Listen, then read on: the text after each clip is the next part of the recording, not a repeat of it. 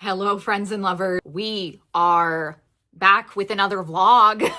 I love a wheel. I love spinning a wheel. I love just the sheer chaos demon within me craves not knowing what's coming next. The anxiety disorder, however, frightened. She's in fear. She doesn't know what's coming, and that worries her. Anyway, so I thought for Pride Month, it would be super fun if we took, a rainbow wheel. We took all the colors of the rainbow and we just spun the wheel, see what it lands on, and then I pick a cover that corresponds with that color. Now, I am strictly just doing queer books, so that can be, anything under the queer umbrella is fair game for this vlog. So let's go ahead and start the first wheel. We'll pretend like I don't know what this is already, but I started the book yesterday, so I do know what it is. Oh, we got red. So for red, I picked, and they were roommates. I am absolutely vibing with this. So this has been so much fun. Oh man, I wish this came out when I was in high school. This book, regardless of it being YA, has captivated me. I am in this story. I am with these characters. I want to know what's happening next. But to give you the premise of this is all about Charlie, who is starting at this very prestigious all-boys boarding school, but he's keeping a secret that he is trans. And so when he starts to go to school, he wants to keep his secret and see how he can thrive in this all-boys environment. And he's done a lot of things in his life to lead up to being in this moment. And so he feels like this could be the next great thing he's doing in his life and will put his life in the right direction. So this is a prestigious boarding school, and it's also very academically rigorous, which I think kind of itches my brain because I went to a college prep charter school for high school. And so I think the way people act in this was the way people acted at my high school, where I would see guys have full-blown breakdowns off of getting less than perfect score on the SAT. I saw people literally sobbing and dry heaving. And so seeing all these people rigorously studying, I think kind of reflects back to my high school experience. So that's kind of cool. Besides that is one, little dilemma that Charlie's dealing with. And it's that his ex-love from summer camp, Jasper, has shown up in his life again as none other than his roommate. But Jasper no longer recognizes Charlie. And so it kind of makes it feel like it's a gender-bent manga series that I read in middle school. There's so many things in this that are really working for me. I think you can actively see I'm excited about it. Charlie also gets picked to be a tutor for this tutoring opportunity because he's supposed to be one of the academic scholars for the year. And so he says yes to being the tutor, not realizing that it's actually a love letter writing club that Jasper is heading. And Charlie keeps thinking, maybe Jasper finally notices me. Sometimes Charlie will laugh, and then Charlie's like, what if my laugh reminds him of who I am? And so you can tell that they left things in kind of a rocky area. So I'm excited to figure out more. I'm about 40% of the way through this now. I think I'll be able to finish it today. Did do the audiobook for this one, and it's absolutely stunning. So if you like audiobooks, I would also venture to do it that way. All right, I will update you later as, the story goes. Yay! So we finished book one. This was so cute. Literally, when they kissed, kicking my little feet, I was squealing in my mind, not out loud. Honestly, I don't get people who super loudly react to books. That's not me. It was so cute. And I felt like this was just such a fun time. Hi, do you want to join me? This was such a sweet surprise. I almost don't know where I should go next because I'm okay, do I follow this silly goofy mood? And do I keep going silly goofy? But anyway, let's find out what color I spun next so she can go. Okay, so we got to figure out blue.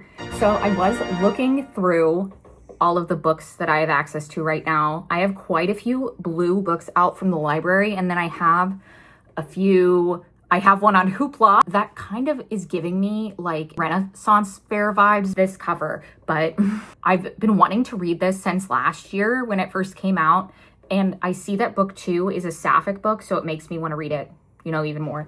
So I'm thinking of getting to it this month, but I don't know if that's the right mood because I just did an MM. So I'm like, do I want to do 2 MMs back to back? I also have, is it called The Genesis of Memory? Or no, The Genesis of Misery? I said it wrong in my TBR video, which was stupid because I had it written right next to me and I still said it wrong. So like, I don't know what to do about that. But the only thing that worries me here is this is sci-fi. So I'm like, oh, is this like too much of a hard pivot from my silly, goofy, fun time YA contemporary romance?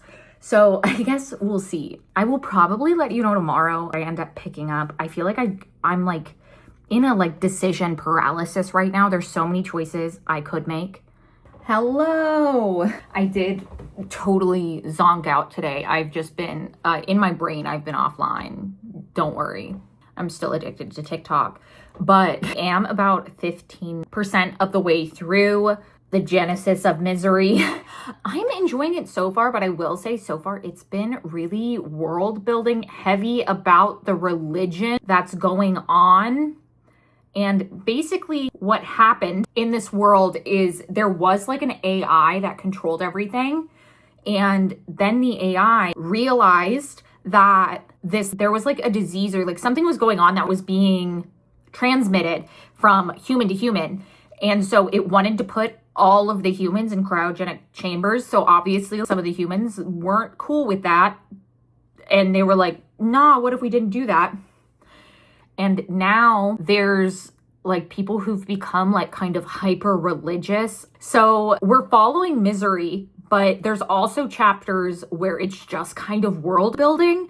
I don't know if this feels like super hard sci-fi to me yet, because we're spending so much time just learning about this religion, which it is interesting, but I'm only about 15% of the way through now because it's definitely like one of those books you need to really pay attention to. And brain's just been all over the place today. So I am taking a little supernatural break. And then I think I'm going to jump back in to The Genesis of Misery and keep chugging away at it, see how much I can get done tonight, and see if maybe I can finish it tomorrow. I don't know, because she's a little longer. There was a point where I was like, okay, I'm enjoying this, but there is parts where I'm like laughing because just the way Misery phrases things, like her own mind, is entertaining. But I don't even know like who I would recommend this book to yet, but I still feel like I'm very surface level. So how much do you know of any book 15% of the way in? It's holding my interest and I want to keep going.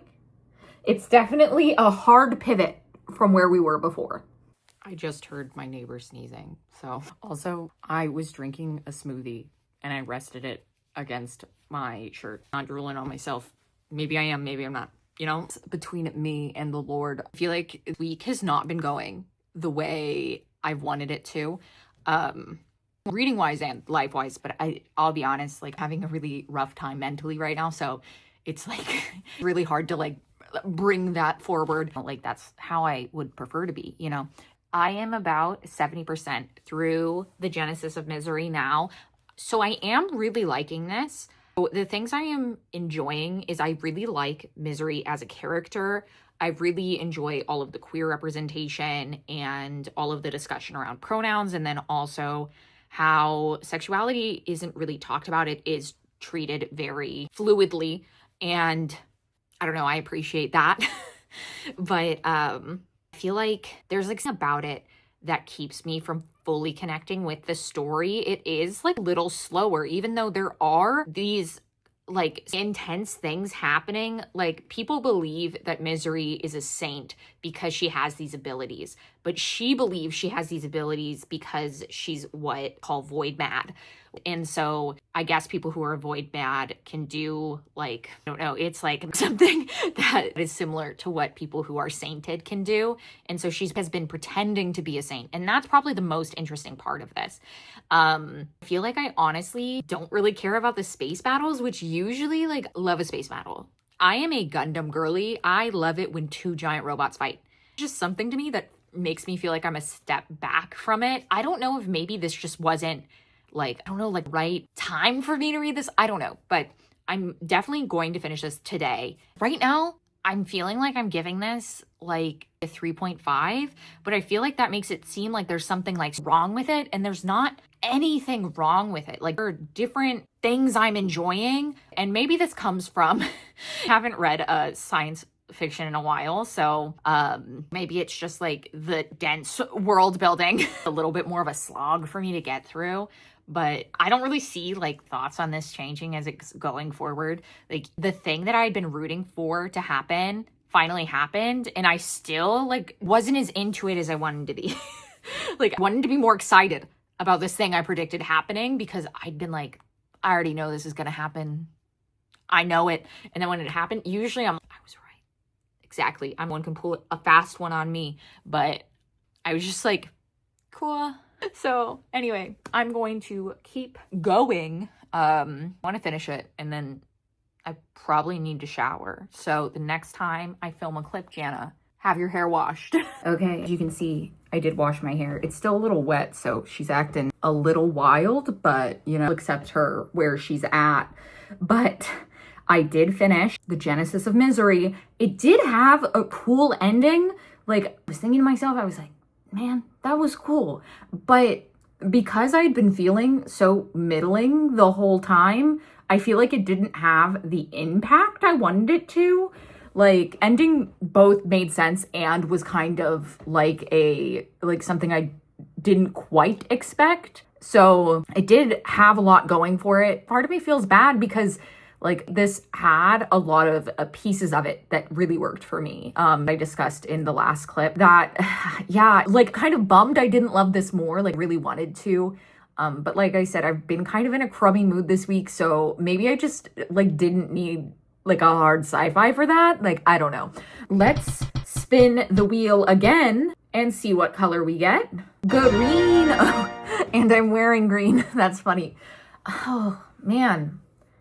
So in my TBR video, I did Outdrawn by Deanna Gray, and I think that might be the way I go, because I think I just need something a little fluffier, a little goofy good time. I think that's what I want. For some reason, I'm not feeling drawn to too many like intense like emotional romances right now, and I don't think that's what this one's gonna be. So this is Outdrawn by Deanna Gray. This is a sapphic rivals to lovers situation. Both these girls work for the same, like, I don't know if they write comics or if they draw comics or a combination of the two, but they work for this comic project together at work. But one of them was promised that she would like be the artistic director of this project, but she doesn't end up doing that. Instead, she's partnered with the other girl. And so I think obviously you could see that she has a little resentment there. So I think there is kind of they both rub each other the wrong way, and they both have independent like web comics. So I'm excited to see that. I feel like I haven't read a romance in a while where the two have like same job or like similar job, because I feel like that brings like fun dynamic to it. Hi. He's here to watch over me. But I feel like I'm in a better mood. I took a shower. I went on a walk. I'm back in it. I feel like sometimes you're feeling down and you're feeling gross. I don't even know if you could have seen his butthole. I was not looking. So will hopefully have put something to cover that. With cats is always a joy. So I feel like sometimes I underestimate the importance of just like up and starting to do things. Being an adult is hard, and they don't talk about that enough, you know? So let's start our third book, and I will come back and let you know how I'm feeling about it. Okay, we are in my badly lit kitchen. Let's see if I can make this better. I just left you guys, but I was like, does anyone else do this? Like, I do not like cooking. I feel like I've said this in multiple vlogs, I do not get a lot out of it. The thing I do get out of it is it makes me feel good, like showing up for my partner. If it was just up to me, I would eat cereal like 6 days a week for dinner. But I have found that I can like get my brain a little bit if I just like a little special drink while I like start dinner. And it's good. It's alcoholic. Sometimes it's not. Right now we have a root beer Olipop, which I've decided is not my favorite flavor, but sometimes it doesn't even matter if it's like favorite drink. It's just like the fact that I can have like, that feels a little like nice. I don't know how I feel about it. Anyway, I'm gonna stop being a lifestyle influencer right now. You know what time it is. It's time for me to drink and give you a book review in my shower. Usually it's a long drink. Drink for the summer is Smirnoff Ice, specifically the peach mango flavor. So get on that. But I am about 45% of the way through, God, what's it called? Overdrawn. And I will say, so it is a lot like I told you, except, so this follows Sage and Noah. Noah is like new arrival to this comic book company, and they're drawing this specific like comic book together. It's like reimagining of a past popular book. And so there's a lot of talk about comic books. So I feel like if you like comic books, this is a good way to go. But I will say, so Sage is the girl who's been there longer, and she thinks that she's going to have like creative control over this release of this reimagining.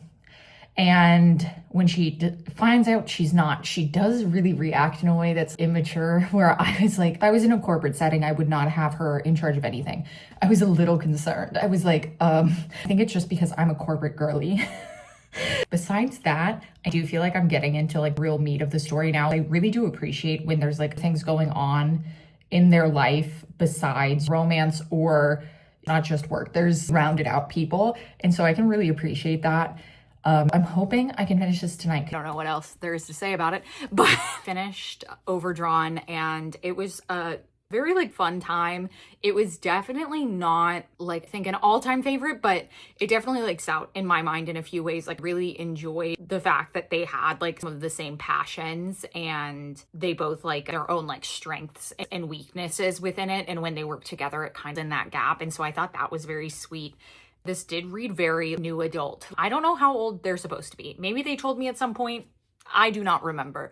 But besides that, I feel like something I did appreciate is they really explore like relationships with family and just different ways that like their family views like they do for a living, and the different dynamics that they both have within their families. I thought was very well done. And so Overdrawn, she's cute. She's just like a nice little time, and I don't know. I feel like this is definitely what I needed. I hope that you guys enjoyed following me along this week as I use my wheel, and shout out to my friend Emily. Whenever you see a wheel, it is from Emily, and one of my favorite people on this planet. So thank you, Emily, for sharing the joy of the wheel with me and with the world. I love a good wheel. Anyway, let me know how your Pride Reading Month is going. And as always, thank you so much for watching.